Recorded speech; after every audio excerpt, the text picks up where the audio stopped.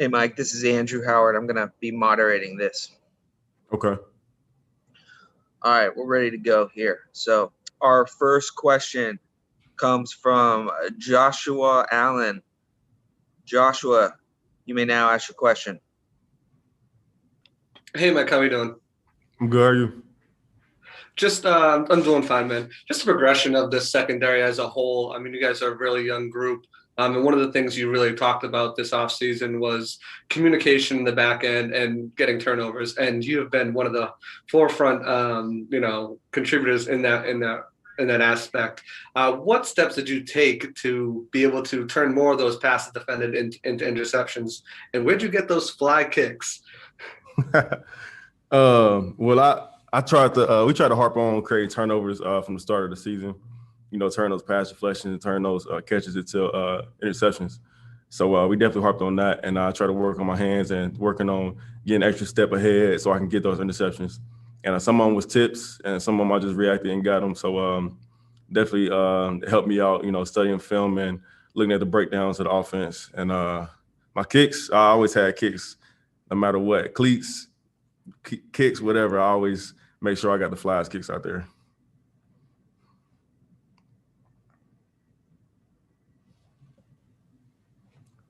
All right, our next question comes from Paul Gable. Paul, you may ask your question.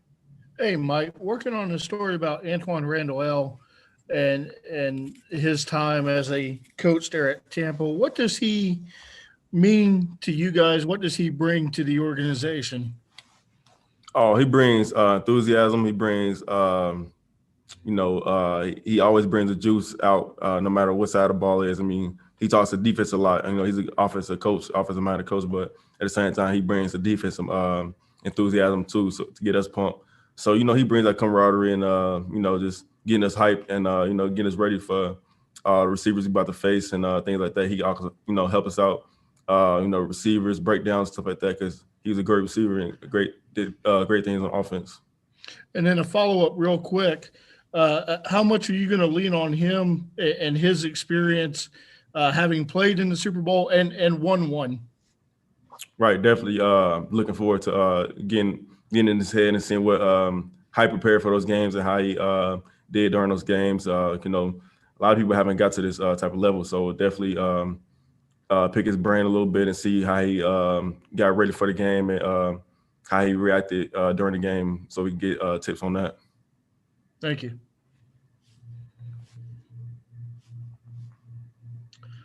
All right, we're just going. Next question comes from Brian Kennedy. Brian, you may ask a question. Hey, what's going on, Mike? This is Brian. I'm at 36 in Lexington. Good to talk to you again. When you came into Kentucky, man, you all kind of accepted that underdog role. You all kind of thrived in it, honestly. How much do you feel you're still in that role? And also, what does having somebody on this stage mean for Kentucky football? I mean, they pulled in another big class today. You all were one of the ones that got it rolling, but now it continues to roll. Yeah, that's one of the reasons why I came to Kentucky. Pretty much all of us in my class and class before that and class after me and things like that. So we definitely came there to change the program around because, they wasn't known for being a football school and winning that much games. So we wanted to turn that program around. And I could have went, a lot of different other schools, but I wanted to go to Kentucky and just to change the program around, be one of those classes to change the program around and win, have a winning record and do positive things and bring that to Kentucky, which we did. So definitely got that done and feel like here with the Bucs, a lot of people kind of slept on us a little bit, especially on the defensive back group. And I feel like we took part in that and took that as a challenge and came out here this year, like I said, creating turnovers and making some plays on the backside. So definitely took advantage of that.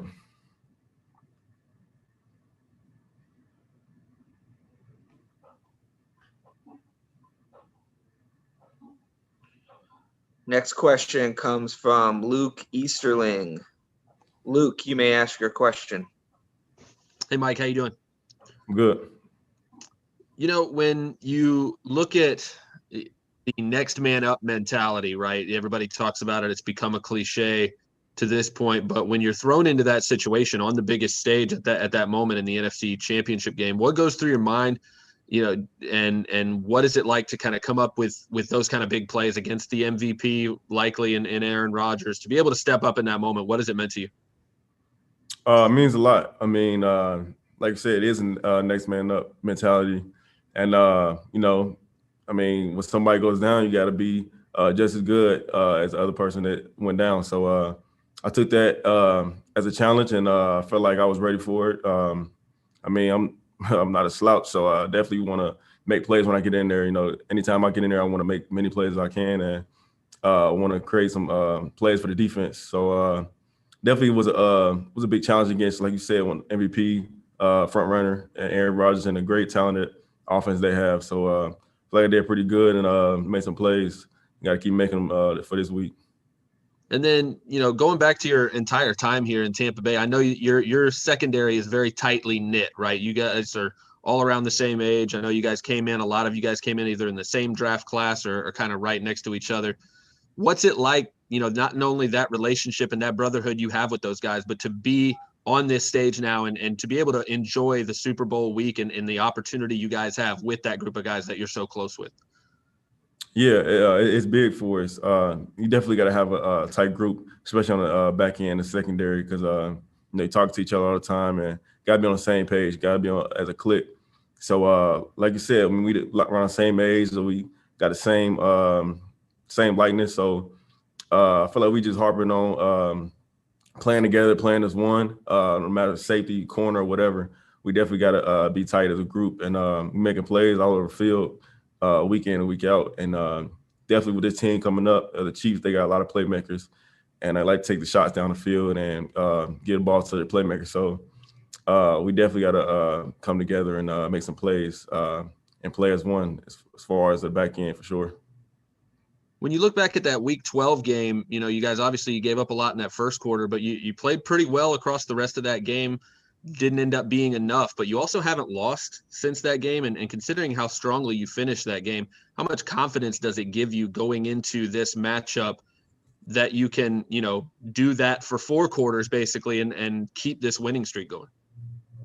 Yeah, we feel confident coming off that loss. I mean, we made some second half adjustments, but we just we didn't make enough plays out there. And with that type of team, got to make some more plays, and you can't come out like the days ago against the offense, against that team at all. So for like the first half, we didn't punch the clock and then come out ready to play. And second half, we kind of turned it up. But against that team, like I said, you can't have a mishap in the first half or whatever. So I feel like this game coming up, we got to just start from first play, from the first jump, and get on them and just keep making plays, every quarter, and just keep playing. Last one for you. I'm going to throw another cliche at you. We hear complimentary football thrown around a lot, right? We talk about what that has meant for this team. How important has it been for this team? The way your defense has taken the ball away, the way Tom and the offense is taking care of the football, even Ryan in the kicking game, how consistent that's been this season and through the playoffs. How important has that been to your success, to knowing that the other guys are going to pick things up until you guys make a play and vice versa? Yeah, we talk on both sides of the ball. Whenever defense make a play, offense always come up to us. We need a turnover. You guys make a play.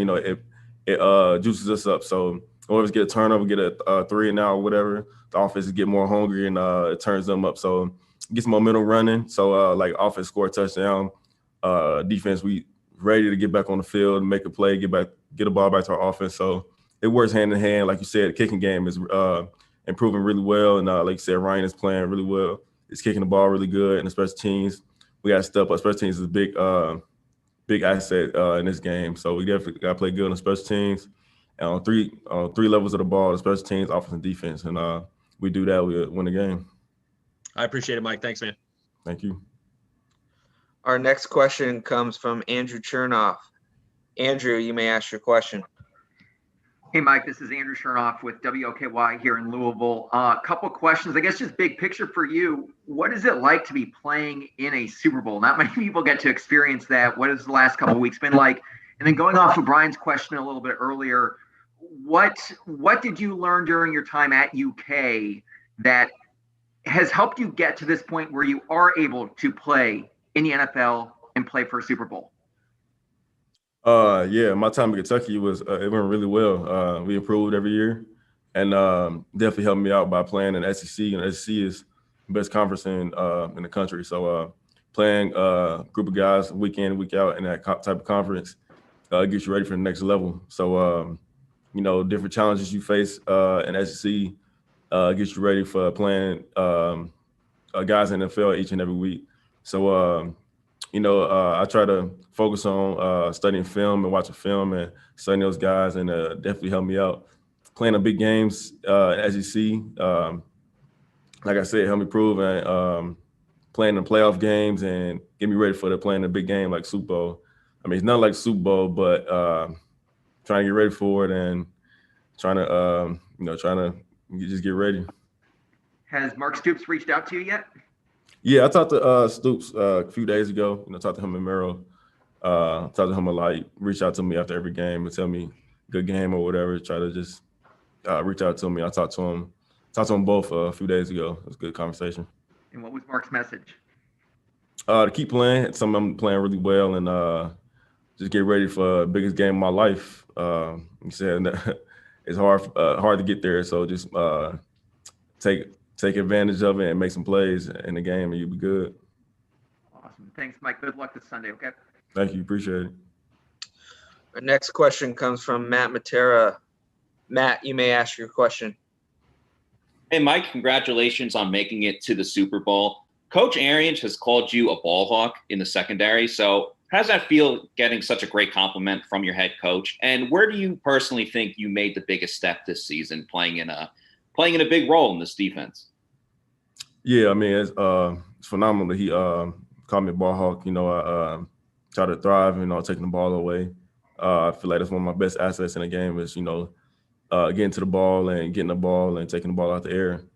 And, coming from Coach Arians, but yeah, he's a phenomenal coach, and coming from him is a great message from him. And I definitely try to strive in taking the ball away. And I feel like my best thing that I did was, studying film and just working on my craft and just getting one step ahead so I can make those type of plays, and which I did. So it's coming up big for me in these games. Like I got some picks in this playoff game, so it's kind of big and making plays in big games. Thanks, Mike.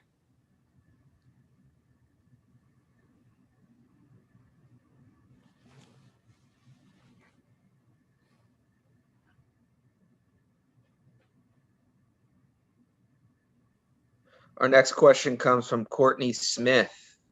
Courtney, you may ask your question. Hey, how you doing? I'm good. How are you? Pretty good.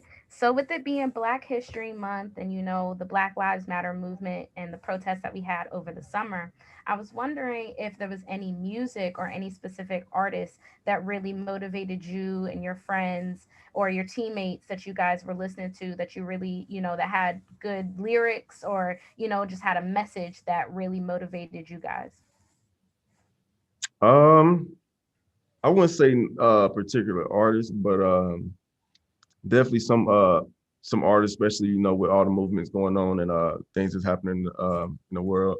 I feel like a lot of artists have been putting some type of lyrics into their songs and reaching out and saying some positive things about the movement.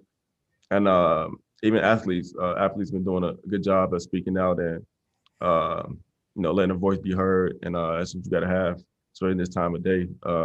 So I feel like people is doing a good job and definitely need to keep spreading the word out and getting a right positive mindset in the world.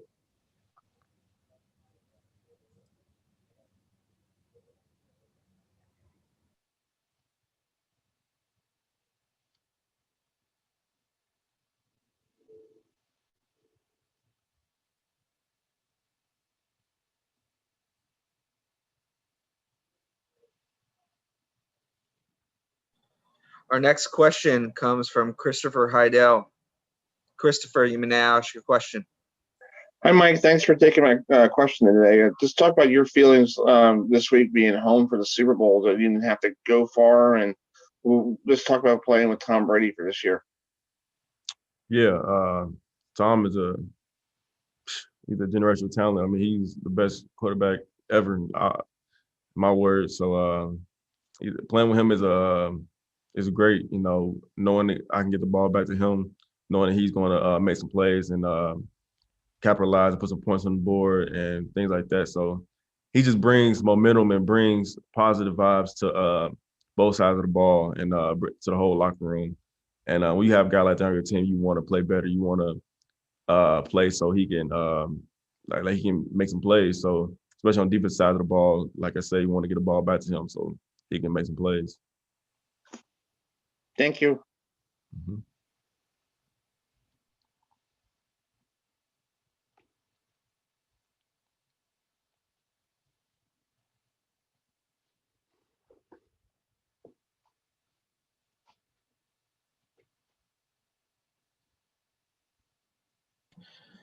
Next question comes from Andrew Chernoff. Andrew, you may now ask your question. Hey, Mike, got another follow-up for you. Obviously, you guys are going up against a guy like Patrick Mahomes who can do it all. What are the challenges getting ready to face a quarterback like that? What have you seen from him that you think you may be able to exploit? Because there's not many weaknesses on his part. Yeah, you're right. I mean, it's not many weaknesses. He can do a lot of things great that a lot of people can't do.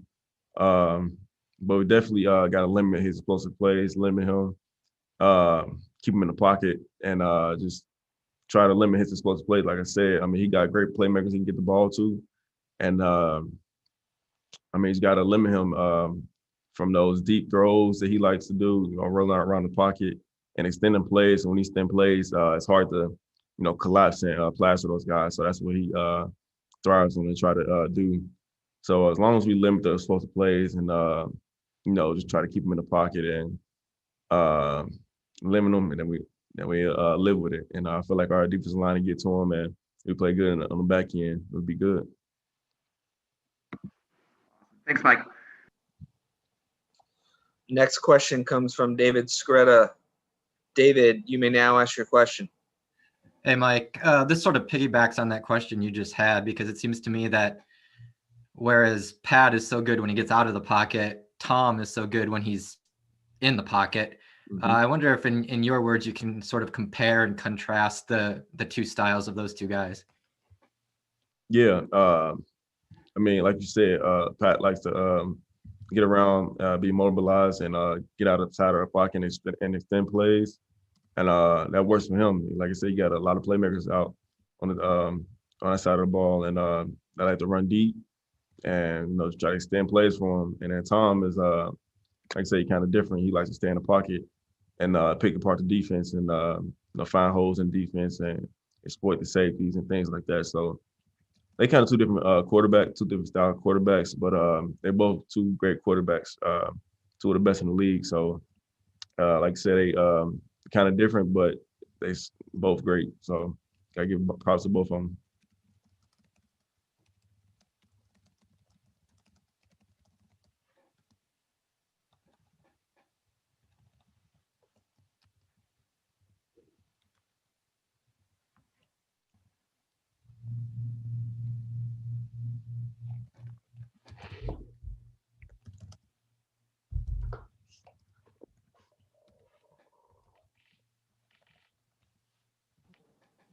Next question comes from Carmen Vitali. Carmen, you may now ask your question. Hi, Mike. How are you? Good, are you? I'm doing well. Listen, Coach Rapone said something the other day when talking about, you know, how you and AA kind of came in that second half of the Packers game, and really the defense didn't skip a beat, which I think speaks volumes to just the scheme and how you guys work together. But he said something along the lines of, you know, BA has always said, coach them all, because it really is a next man up mentality. What's that like? How do you guys kind of maintain such a seamless transition when stuff like that happens? Yeah. I mean, we just try to harp on, you know, like you said, next man up mentality. But at the same time, it's like I mean, like the backups or whatever, we kind of play them as like starters. So, like me and Double A will get in with the first group, and then Jay White and Antoine, and then we'll get in with the other group. So it kind of like mismatch. So whenever you get in that type of situation, you be ready for it, and BA really harps on that. It should never be a drop off of somebody go down or whatever. It should never be a drop off because we got a lot of great depth, a lot of great players on our team. So whenever somebody do go down or whenever you got to step in, they should be confident, and you should be confident yourself to be able to get in there and make some plays, and it shouldn't be a drop off when somebody goes down. Awesome. Thank you. Next question comes from Natalie Jones. Natalie, you may now ask your question. Hey, hope you're doing well. I'd love to talk to you about Blaine Gabbert. Obviously doesn't get the playing time that Tom Brady does, but, love to hear what you think he brings to this offensive unit. He brings, he's a vet. He brings a lot of enthusiasm. He's a great guy. I love Blaine personally as a person and as a player, and I think he's a great guy. I think he's a great player. He works against us. When the defense goes up, he plays against us, go against us, and he does a great job and give us a great look, and helps the offense out a lot. Brings that vet mentality. He's been in the league for a long time, and he helps them out a lot. Like you said, you got Tom on that side of the ball. He's a great split back ever. But Blaine definitely helps out and contributes too. So I like Blaine a lot. He does a great job for the team.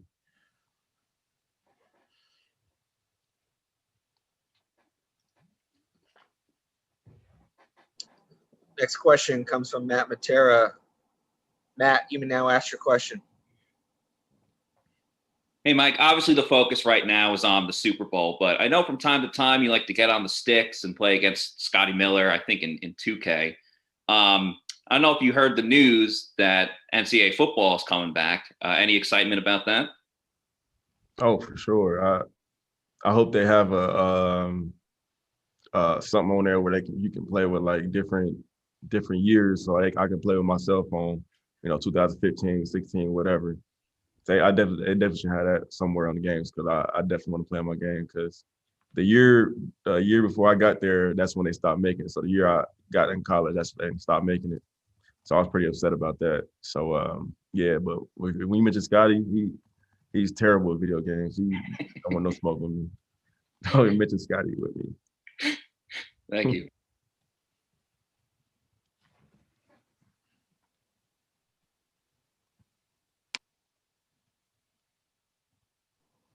Next question comes from Joe Ellis.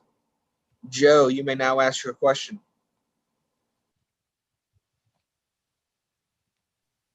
So what's the key that you're focusing on to make sure you guys come out on top on Sunday? Just playing our brand of football. We know they have a great team over there. Obviously, they won a Super Bowl. They reigning Super Bowl champs. But I feel like if we play our best football, play our brand of football, we can beat anybody, no matter what team it is. So as long as we come out there and play our type of football and come in and play from start to finish, we'll be good. Next question comes from Jason Fleming. Jason, you may now ask your question.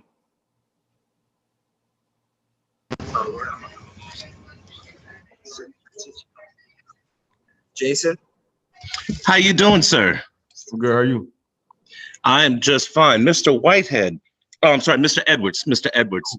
I have to ask you a question. The first time that you guys ran into the Kansas City Chiefs, they went deep and they took their shots.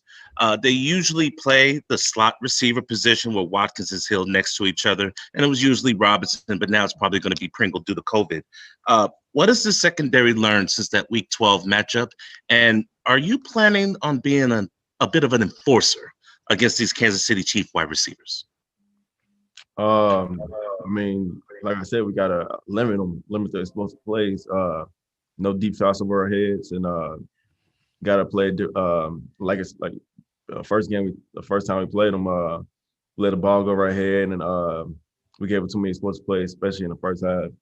So we got to come out and limit those, and we got a good strategy for those guys, and definitely feel confident in our game plan and feel good coming to this game. So just got to limit them, and we'll be good.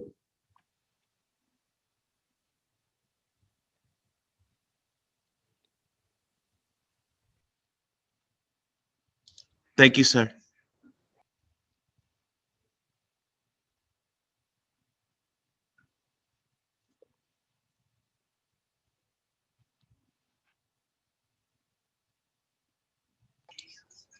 If no one's going to ask another question, may I ask another question?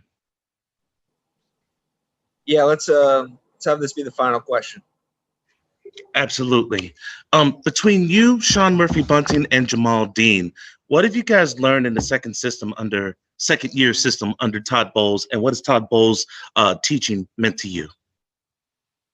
Yeah, we learned a lot from Coach Bowles. I mean, he's just a great defensive coach. I mean, he's just defensive mastermind, like I always been saying, and he puts people in the right spots, and he has the offense on their toes and second guessing themselves. That's what you want to, especially like a great quarterback like we're going against this week.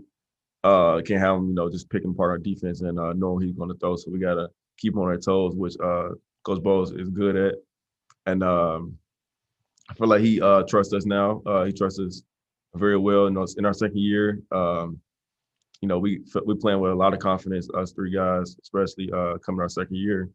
For our first year, our rookie year, definitely made an improve in the jump. So I feel like all three of us has made an improvement, and I feel definitely more confident coming to our second year. So we're playing pretty good. All right, Mike, we're going to take one last question. Alex Secchia, you may now ask your question. How you doing, sir? Can you hear me? Yes, sir. How you doing, man? I just want to congratulate you on making it to the Super Bowl. And I just wanted to get your opinion on, well, Jalen Ramsey Devontae Adams told Jalen Ramsey earlier this postseason that he's not like any player he's played against. You guys have played the Chiefs earlier this season. I want to know, in your words, how would you say this Kansas City Chiefs or these Tampa Bay Buccaneers are the team like the Chiefs have played this all season? Yeah, I mean, like the first time we played them, we were a totally different team. We're playing great football right now. Like you said, from the time we lost against those guys, we haven't lost yet. So, but at the same time, it's you gotta keep winning. I mean, it's a next game mentality. So you gotta look past no matter what week it was. So we gotta focus on this week. But definitely feel like we're playing great football right now. Feel like we're the team to beat. Feel like we are real confident in ourselves. Feel like we're playing really well. So as long as we're confident, feel like we feeling good, and I feel like we'll be ready to go and ready to win. Sounds good. Thanks, Mike, for your time today. All right, appreciate it. Thank you.